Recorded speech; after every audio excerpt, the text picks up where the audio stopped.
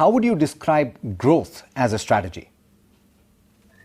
Alex, the truth be told, during the pandemic time, a lot of people, when the way they got into the stock market is actually the basic assumption that the stocks are quoting at absolutely, historically low valuations, very, very mouth-watering valuations. So get into those stocks and then, everybody makes money as a result of that.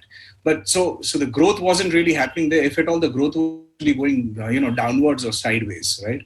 But talking about growth, the subject that you mentioned, we are talking about companies here which are growing at a much faster pace than they grew before, number one. Number two, they are new companies and because they are new and they are young, they are growing at a blistering pace because they have a new product or a new solution which is pretty much capturing the market. And as a result of which, the revenue growth, that is the sales growth, your quarter on quarter could be as much as 30%, 40%, 50%.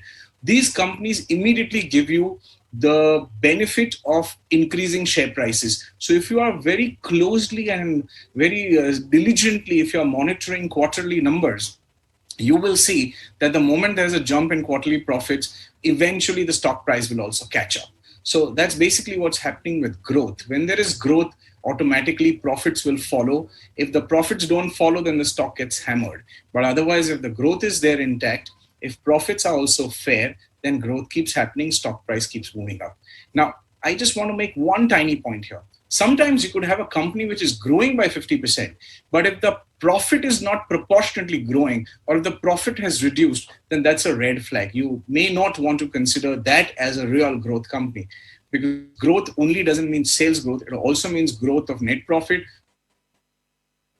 which is the earnings per share, if people are monitoring it a little more deeply. It also means marginal increase in return on equity, and return on equity is either maintained or keeps going up.